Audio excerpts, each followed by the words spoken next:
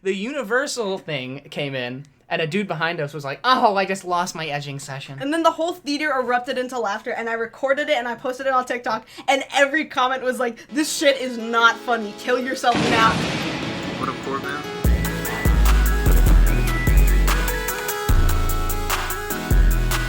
Hello, Goobers. This is the first episode of the Goob Sesh podcast. We're your hosts, Alessia Omari. And Jack McDonald. We analyze everything news, culture, social media, and maybe some other shit too. Today we want to ask, how was everyone's Halloween weekend? Because I know I saw one of the greatest movies of all time. Yeah. He wasn't the only one that saw it. We actually went to see it together with some other people. And that was the Five Nights at Freddy's movie. 10 years in the making. 10 years in the making, Oh my and fucking it God. was so fucking awful. Okay, no. I left the theater and I was like, that shit was bad, and you were trying so hard to defend it. Okay, listen. As a FNAF fan, it wasn't as bad as I was expecting it to be, but it was still pretty bad. Yeah.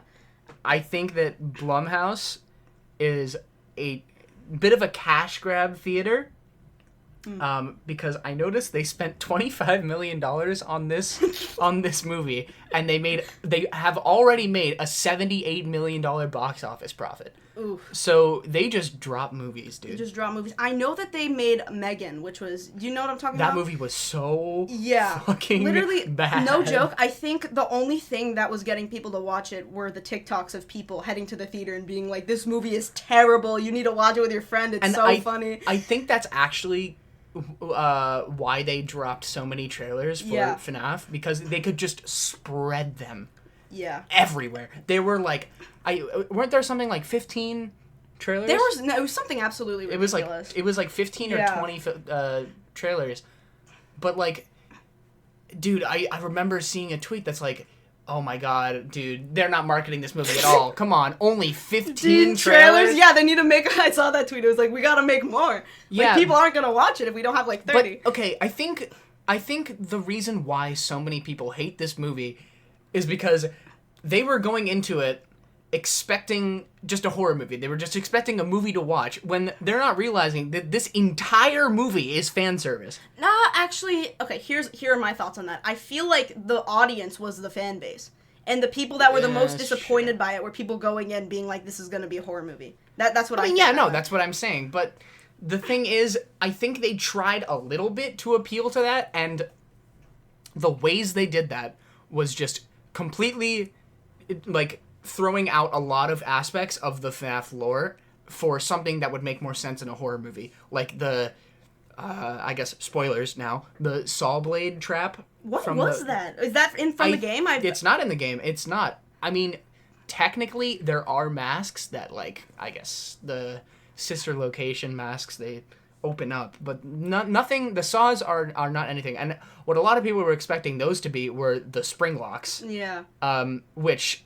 I will happily say they fucking nailed those, and I'm so glad they did, because I read the chapter in the Silver Eyes book when I was like 12, and I'm like, damn, I want to see this guy getting crushed by metal and plastic in live action so bad, and I was not disappointed. I think something that I saw people doing was that they were excited for the spring lock scene, right? But people were expecting the movie to be R-rated when it came out, and then literally like a few days before the release, they were like, by the way, this is going to be PG-13. Yeah, and that's what kind of set it up for me. Yeah. Like, okay, maybe this is going to be as everybody's saying it's going to be. Because originally, I thought people were joking. I thought they were like, dude, they've been working on this for like 10 years, and it's like reviewed by Scott Cawthon, so obviously it's not going to be awful. And then they're like PG-13. I'm like, oh, how are you going to talk about this? I knew from day one it was not to be that person. I know this is gonna sound annoying as shit, but like I knew from day one it wasn't gonna live up to all the hype, because Scott Cawthon is like he's an interesting individual, and people were kind of taking the fact that he was like reviewing it as like proof that it's gonna be amazing. And just like that first trailer dropped and like the glowing red eyes in the trailer, I was like, nah. God, I was like, nah. I'm really glad that they didn't stick to that. The glowing red eyes. I mean, they did still stick to the glowing eyes. Yeah, they did. But it wasn't as corny as it originally was gonna be. Yeah. There was a moment in the movie where they had some like power of friendship shit. That was crazy. At the end of the movie, their eyes do glow red, and I kind of noticed that, and I think the message there was a little misleading. Maybe the 5 nights were the friends we made along the way. Oh God, there were so many of those. They were getting close to it a couple of times. This really is our 5 Nights at Freddy's. Or oh my God, the Matt Pat scene. I thought he was actually gonna come in like I have a theory. A game theory. I'm so like Corey Kenshin, his cameo, it was good, but like, do you know the reason why they didn't have Markiplier do that? Because he's recording his own movie. Oh, are you serious? Yeah, he was recording Iron Lung. Great game, by the way. If any of you guys are gamers, you should play it. Amazing game. It is a horror game. It's terrifying. It's really like kind of analog horror, like just like unnerving type shit. Mm-hmm. But Markiplier played that game and gave it so much popularity that they just decided to make a movie about it. Well, he decided to make a movie about it, and they were being recorded at the exact same time. I think Iron Lung is coming out sometime near Christmas. I'm familiar with the name, but I don't think I know like much about the actual game itself. That was loud. Yeah, that was very loud. Basically, Iron Lung is basically, so Iron Lung is the name for like just a big metal tank, but basically I think you're in this submarine in a lake of blood, and yeah, and there's just like something out there. I played the game so long ago that I don't even remember, but I'm very excited for that movie because the trailer was fucking phenomenal. Not like the FNAF trailers, which are really corny. And I think, despite him being a YouTuber, Markiplier is a genius. Yeah, he's also creative hot. Genius. Okay, well, yeah, he is attractive, but yeah, that's true. I can't even lie. Can we talk about our audience for the FNAF movie, like the people that were? Oh Jesus! I think that's a good thing to touch upon. Yeah, so we saw the FNAF movie with 3 other people. Yeah, and they had no interest in the movie at all, other than just coming to see how shit it would be. Yeah. And they genuinely, I think, had better experiences than both of us did. I had a good experience just because I thought the audience made it so Well, engaging. there you go. So I think all of you guys had a better experience than I did because I was so focused on the movie being good. You were like, you turned to me, you're like, this isn't accurate to the lore. I'm like, shut the fuck up, bro. Okay, I was joking. Okay, sure. But they all enjoyed it way more than we did because it was funny the audience was saying some really stupid shit. The Universal thing came in, and a dude behind us was like, "Oh, I just lost my edging session." And then the whole theater erupted into laughter, and I recorded it and I posted it on TikTok, and every comment was like, "This shit is not funny. Kill yourself now." And I was like, "This is so embarrassing. I can't keep this up." Yeah. I had to private the video. It was too much. I mean, I think the humor was a little. It was a little bit of Instagram Reels humor. Reels. No, okay. I think it just. I wasn't like I wasn't particularly excited to watch the movie. I just thought it would have been funny. Yeah. So I was just happy that I could like engage with the audience, even though I feel kind of bad though because after I posted my TikTok, I saw people that I think were in the same theater as us being like, "Oh, that was so annoying. People wouldn't stop talking." Yeah. And I was over here like, "Oh." Yeah. Some people were trying to enjoy the movie. But no, okay. Listen, I wasn't trying to. I was also there for the experience of it being dog shit. Mm-hmm. But you know, I can't be disappointed. They're FNAF fans. They grew up on this shit when they were like we were like what fucking 10 years old. Of course they're gonna be immature. But I guess the whole meme around the movie was pretty. People were kind of like building like I don't know. I feel like the main appeal was the nostalgia. Yeah, and I think that's why I enjoyed the movie a little bit more than I think you did, but that's enough for me. That's enough for me about the whole fucking audience because I was so focused that I actually like drowned some of that, and you would turn to me and you'd be like, "Oh, somebody just said this," or like. I'd be like, "Did you hear what this guy in the back just said?" And you're like, "Shut no, the fuck dude, up." I'm watching the movie, man. I would turn over. I'd be like laughing at like ridiculous shit that happened on screen, and you'd be like absolutely locked in. I'm like, huh? What did you say? Yeah. Because there was this one scene where this girl, like the animatronic, bites off the upper half of her body. Oh my god. And like Was that the bite of 87? That was so fucking stupid. Like, I remember me and Max, we were sitting right next to each other, and we were laughing so hard at that scene, and then we turned to you, and you were just, like, absolutely locked into the movie. You guys turned to me, and I was, like, my jaw was dropped, bro. Because, bro bit off way more than he could chew. Shut the fuck. No, seriously. Like, in the lore, it's not even Freddy that does it. It's Fredbear, but he bites the head of a dude. I'm sorry. He bites the head of a kid, and it just crushes the kid's head. It doesn't come off, and the woman just gets cut in half. Like, it was so comical that I'm like, no, there's no way they just did that. Okay, I'm sorry. What is the difference between Fredbear and... Okay, so here we go. A little bit of a lore lesson. Oh my God. So Fredbear and the yellow bunny suit, they're the original two mascots of Fredbear's Pizzeria. Mm-hmm. So when it first dropped in the 80s, it was just them two. Mm-hmm. And they would walk around in these suits, and the whole spring locks idea was that they were animatronics, but if you wound up the spring locks, you could turn them into suits. Oh, okay. So you wouldn't have to have two suits. And Fredbear was basically just Freddy, but he was yellow. So Golden Freddy. Oh. Fredbear and Golden Freddy are the same person. Okay. And the kid in the yellow suit was not the yellow suit. The kid with the yellow hair. I'm having trouble figuring out whether that was Bonnie or Golden Freddy, because Golden Freddy, the kid that was inside of Golden Freddy, had blonde hair. Probably was him. I most likely. Well, okay, there is Bonnie, Chica, Freddy, Foxy. Can we talk about how bad like some of the performances were? Oh, absolutely. Like Vanessa, the only thing she had going for her was that she was bad. Was that she was hot? Yeah. I'm gonna say it again. They really nailed the casting for her, but no, she Jesus looks like her. Christ, she was such a bad actor. She was like, my father was a very bad man.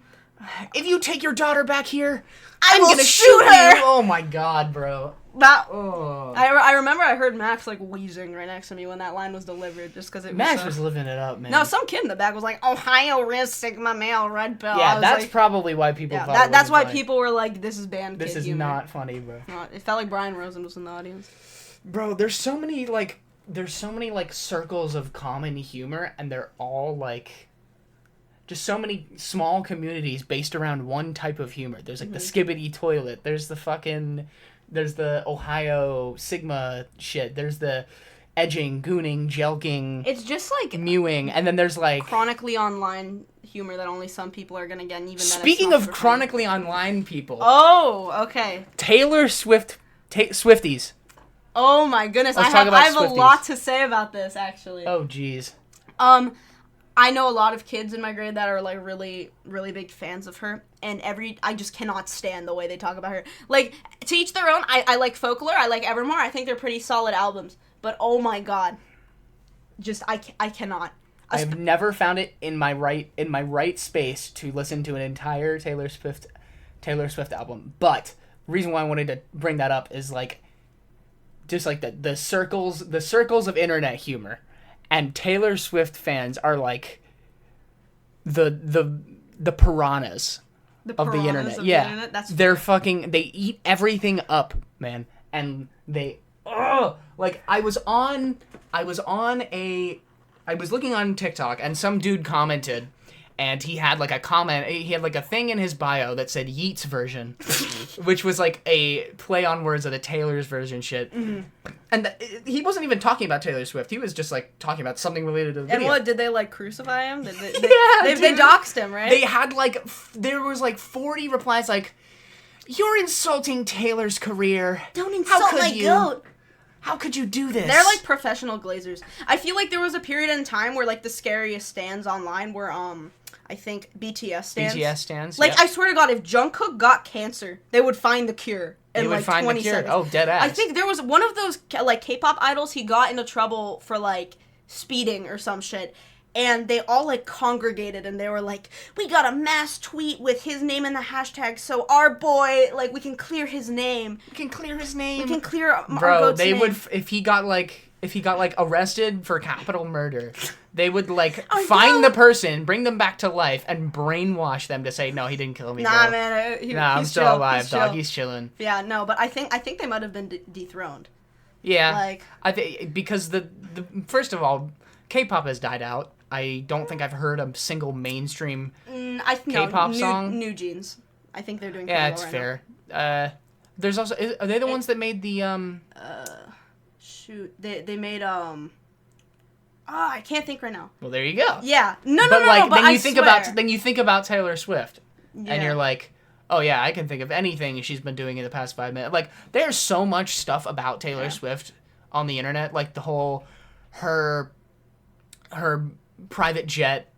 That was making really funny. like so much carbon pollution. I just there were two sides of the internet where some people were like, oh, no, but like she's like a girl boss billionaire, like she's our queen, and then other people were like, self-made billionaire. You're a fascist capitalist if you support Taylor Swift, and I'm like, what? I think it's it's like neither of those things. I don't like Taylor Swift's music that much. I think it's like all right if you're just like listening to it in the back. I wouldn't listen to it by myself. Mm-hmm. I would not listen to it in the car, but if I'm with multiple people, if I'm at like a party or some shit, I'll listen to it. I'll tolerate it, you know? But then like people who will like go out of their way to stop people from playing Taylor Swift.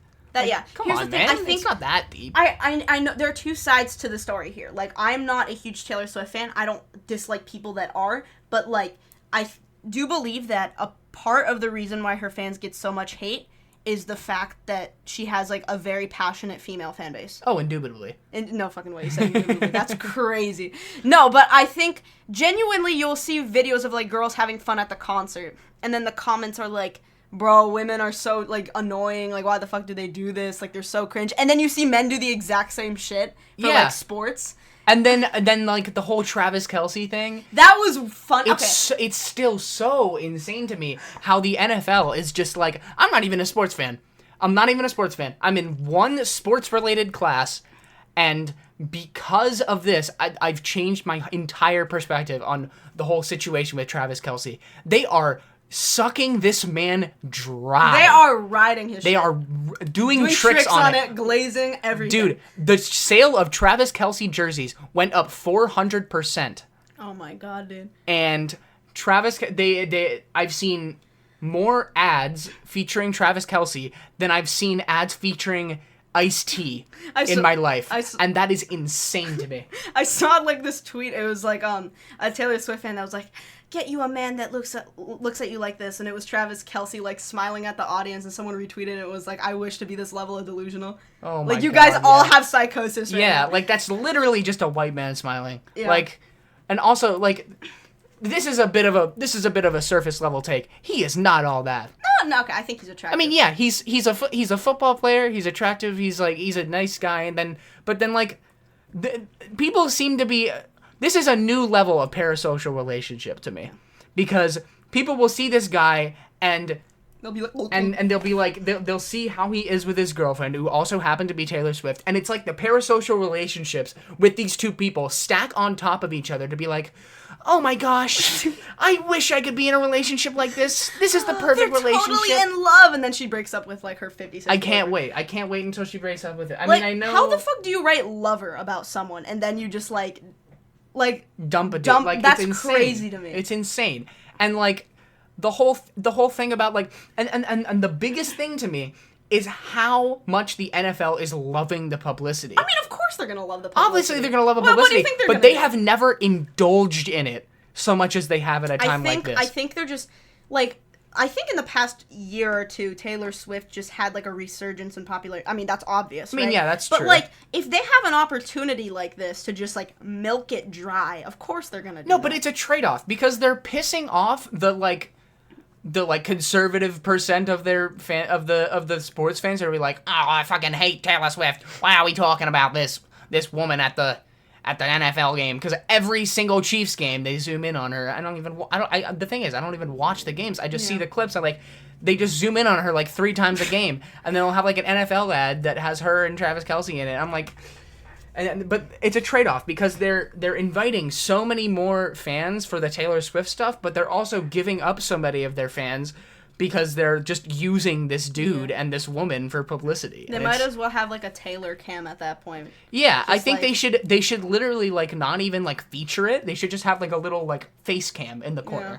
I think I had like I did this thing for a while where I would just like walk up to people that I knew that were Taylor Swift fans and I'd be like, "Yo, Kanye made her famous," just to see what they'd say. But, okay, but like, that's true though. Okay, shut the fuck. No, okay, that's too touchy. That's too touchy. Okay, but no, we have to talk about that. No, we don't. We have to talk about that though, because she literally acknowledged the fact that he made her famous, though. Okay, but I feel like the fact that she won an award at the VMAs in the first place showed that she had like a lot of. She had originality. She had reputation. She built a name for herself, but the name for herself would not have nearly been as big if not for Kanye West. Yeah. It would have been big, obviously. She still would have been popular. She still would have been famous, but just not nearly. And the thing is, I'm not even a Kanye fan. I don't even like Kanye that much. I like his music, but the guy has some juicy takes. The guy has issues. The guy has issues, dude. Remember when he was like at Pete Davidson's throat on like all of his social media platforms? Yep. Every second of the day, he was like, "Pete has it out for me. Pete's gonna take my kids. I'm fiending. Like, Pete's gonna kill my dog," and everyone was like, "What the fuck are you on about, bro?" Oh man, I miss Kanye on Twitter. No, you do not, bro. You do not miss Kanye on Twitter. I miss Kanye on Twitter. No. It's like how I follow Elon Musk on Twitter just to see what stupid shit he says every day. I hate that man so much because I'll be scrolling through my feed and I swear he has to be doing some shit where he like fixes the algorithm so his tweets come up first, because I never want to look at what the fuck he's saying. I don't care about him. Nothing that he says is interesting or has any value, and the only people that find any value in it are like crypto scammers and like dick rider, genuine dick riders. Like you'll open the replies and they're like, "Elon, you helped us. Elon so is much. saving this app. You are saving society. You are the greatest inventor of this of this world. Like, we love you." And it's always some shit where it's like, "Hello, fellow kids. Are you into Dogecoin? Merp?" Oh. It's like some shit like that, or he'll be like, "Stunks, do you guys like memes?" And or like when he bought Twitter, he comes into the thing with like the sink, and he's like, "Let that sink in," and then the whole replacing the Twitter sign with the X sign. That's so corny. And giving people seizures. Yeah, that's so corny. It's so dumb what he's been doing to the app too. No, even like I swear to God, even when I'm like 84 years old, I'm gonna keep calling X Twitter.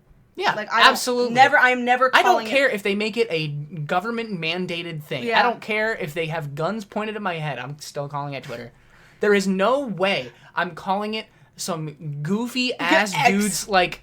It's like a fan fiction because he names all of his companies with like an X. I think it's just SpaceX, but like the fact that there's two of them is the fact that there's a pattern with that. It's just so edgy. I feel like if Elon Musk was a kid, he's the type of kid to name his COD character XXX Sniper XXX. That's the only, like literally the only thing he's doing with Twitter right now is like rebranding. We gotta protect free speech, and then keeping up accounts and then the whole protecting free speech thing backfiring on him with the community notes. Wasn't it like, oh yeah, he got it because he's like, we have to identify the fake news and woke liberals that are lying online. Yeah, and then I don't think I've ever seen a community note like disproving something that he wanted to disprove. Like, yeah. I've seen community notes on his thing. Like, I saw this one. There's actually this account. It's like community notes violating people. It's a gimmick account. I'm guilty of looking at gimmick accounts, but it's so fucking funny because it demonstrates how well it's working, but just in the completely opposite direction. Yeah. Because it'll just be like the stupidest shit that people will post. Now that there's like lifted restrictions about like misinformation, instead of things just being banned for being fake or just being pushed to the bottom of the algorithm, community notes come up and just take them down, even if they are popular. Mm-hmm. And it's so much fucking funnier. Yeah, no. And I'm so glad that they do it. I like the community notes that don't address anything super serious. It'll just be like someone. This is true. Yes, or like someone playing a mobile game and they're like, "This is just completely. This false. is just not. The this gameplay. Does not happen in the game." That shit is always so funny to me when I see it. Yeah, or like, do you know that guy that's like, what's his name? Ian Miles Chong or something? Oh my god, is that the like conservative Malaysian dude? Yes, and the whole thing is like, he's like, we have to keep these people out of our country. He's talking about, I think, Muslims and Mexicans, and he's like, we have to keep these people out of our country and keep our people safe. And the community note is like, Ian Miles Chong has never lived in America, has never been to America, and has lived in Malaysia for his entire life. That's just like one example. And people like call him out on it, and they're like, this is fake. The community notes, they're not real.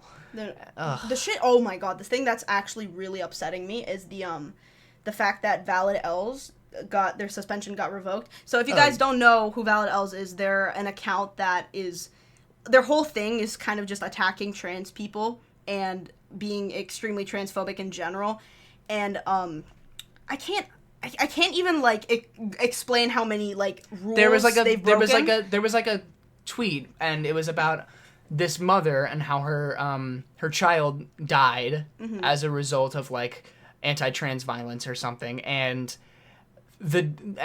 basically all this dude did was quote retweet it, or he just screenshotted it and he posted it because it's like, oh, this is a trans mom L, and it's like, how fucked up in the head do you have to be to say something like that? It's actually infuriating because it's despicable. It is. No, I don't say this about a lot of people, but that guy is like genuine evil. Yeah, because he has broken so many community guideline rules that Elon Musk himself was like so like persistent in upholding. Like, he has doxed people.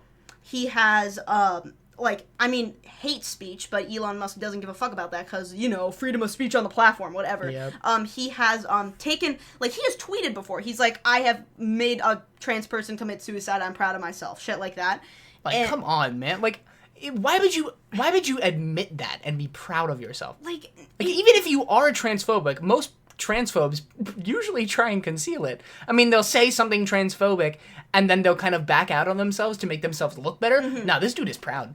No, he is proud to be an asshole. No, he's genuinely like, I saw this other thing where he messaged the father of a random trans person on Twitter and got their father to believe that they were messaging minors on Discord and sent them completely fabricated messages. Yeah. And you don't even need like Twitter or internet literacy to know that that's just fucked up. No, man. But like the thing that's so infuriating about this whole thing is that this account got suspended, right? And there was a moment where people were like, thank fucking God that this loser is gone, because he has just done so much damage to this platform, and he has gotten so much attention for all the wrong reasons. And then the next day, he takes a screenshot of the message he got from like Twitter, and it was like, oh, we've decided that your suspension has gotten revoked. It's just like, who is reviewing? Who's in charge of reviewing this shit? Didn't Elon lay off like 50% of the original employees at Twitter? That was a while ago, but like I think like in the beginning. Yeah, but still. But I think he hired completely different people to do the whole process of like people that he trusted, accounts. which usually are people we can't trust. Yeah. So. And oh my God, this is such a minor nitpick, but have you ever seen a funny tweet? It's just like a meme or whatever. Mm-hmm. And you go into the replies, and it's just 80 memes that are completely unrelated to the original image. That's so annoying. It pisses me off. The natural discourse on Twitter now is it'll just be a meme that's been reposted like 20,000 times. It'll be a reply from just a random crypto dude. It's like, haha, this is so funny. I've never seen this. So original. And then it'll be like 50 different memes that are completely unrelated and just like random images that are not related at all. Yeah. From like interaction baiters. And then just like 12 quadrillion OnlyFans bots. I'm the hottest 18-year-old girl on OnlyFans. I bet you'll get hard looking at my account. And you're just like, this is under a post about a kid's family dying. Could you not? Oh, it's so weird, dude. I don't know. It's turning into Facebook, and I just don't know what's going to come up to try and save it. Because, I mean, Instagram is always just kind of there. Mm-hmm. Like, they tried to do Threads. Yeah. Which failed miserably. And then, like, maybe TikTok does some sort of innovative thing, but TikTok's probably just going to return to the way it always has been. It's always going to be the way it is, and it's still going to be just as popular. TikTok, but, like, TikTok has been Twitter's just going into the fucking ground, man. I just can't wait for Elon to release, like, Twitter Shorts. Twitter Shorts is crazy. To be fair, though, one of the things he did add was the Twitter For You page, which has actually been pretty. Oh, I haven't useful. I don't know a lot about that. Basically, well, you know how when you opened, it would be your feed. It would just be people you follow. Yeah. Well, now it suggests stuff. Oh, I see. Some of it's good, some of it's bad. I see. I've had more bad than good, but I also have had some pretty good goods. So yeah. I actually think it was a pretty good investment. Yeah. Oh, I just want Twitter to die so bad just to see what happens. I have similar thoughts. However, did you listen to the new Mitski album, perchance? I actually have not listened to the new Mitski album. Mitski album. You Speaking of somebody who's never dying, by the way. Yeah. My queen. My goat. I love Mitski. I love that woman so much. I haven't listened to the new album. I've listened to 2 new songs. One of them is the one that's, it's popular. I love mine, oh mine, oh mine. Yeah, that song is. I saw LaVey's cover of it. Oh, I also, I saw that one too. I love her so much. I want. Her voice Does she do vinyls? I would assume she'd have vinyls. Hold up, he's searching it up right now. We gotta see if LaVey has any vinyls. Bro. I think she gained popularity. She did gain popularity, and you know how I know that? How? She finally got a Nardwuar interview. I saw that. It's actually good. Getting a Nardwuar interview is like it's not even like a marker of like popularity. No, it's a rite of passage. It's like yeah. But I can't even think of many people who have had a Nardwuar interview that have turned out to be bad people. Yeah. Like other than like maybe Travis Scott. Travis Scott? Oh, you mean like the whole like Astroworld thing and how he treated that? Yeah, but like I mean even that, like it's not it is entirely his fault, but still, like getting a Nardwuar interview just locks you in to that place in heaven. That's true. Like, oh my god. I love Nardwuar so much. I love the ones where he's like interviewing rappers and he's like, "Do you remember when you took a shit on September 21st at 3 p.m.?" And they're like, I don't know "No." what you're talking about, man. And then he pulls up like footage and they're like, "What the fuck?" Yeah. That shit is so funny. I've seen like so many videos like parodying what Nardwuar does, and it's like and then like he gets information wrong and he just starts tweaking. Like it's so funny. Clips. It's not a real clip. I think it's like a parody. But parodies. Okay. Oh my god! Like, how long has he been doing that for? Nardwuar? Yeah. Probably. How long? I actually don't know. Something like 20 years. That's more fair. like 20. No, more than 20 years. Hold on. Because Nardwuar has interviewed some very old figures in the music industry. Yeah. When they were younger. So, I don't know. Since October 1987? Wow. That's like... In media at the University of British Columbia radio station in Vancouver. Oh my god. Damn. That's insane. Nardwuar's first interview. My god. That's dedication. This video is like him, he looks like a baby, dude. 1985. Oh yeah, so it's even further back than that. Wow. That's impressive. That is very impressive. That's very impressive. Good for him. It's more than 30 years, yeah. Yeah. Wow. And how old is he? Like, I don't know. I'd guess like late 50s. 55, yeah. Yeah, mid 50s is close enough. Man. Yeah. I want to do you know that one interviewer? She's like a kid, maybe in her like 14-year-old. Is she the one that interviewed Kendrick Lamar? She interviewed Kendrick Lamar and she interviewed Trippie Redd. Oh my god. And she was like super positive about it, and they also were really positive about it. No, I think I saw the video of her like interviewing Kendrick Lamar, and he was like, "I want to." And then she also interviewed Nardwuar. What? She interviewed Nardwuar. That's like a parrot, like a fucking like. I can't even describe that. That's so weird. I can't imagine him getting interviewed. Yeah. She's so sweet and positive too, and everyone that she interviews loves her. Hold on. Kendrick Lamar. I think I was just scrolling through YouTube one day and I saw that and I was like, good for her, man. Yeah, like. Those are the types of people that are going to replace Nardwuar. Yeah. I don't want to say replace Nardwuar, but I mean, like, I get what you're getting at. Yeah. Speaks on his legacy.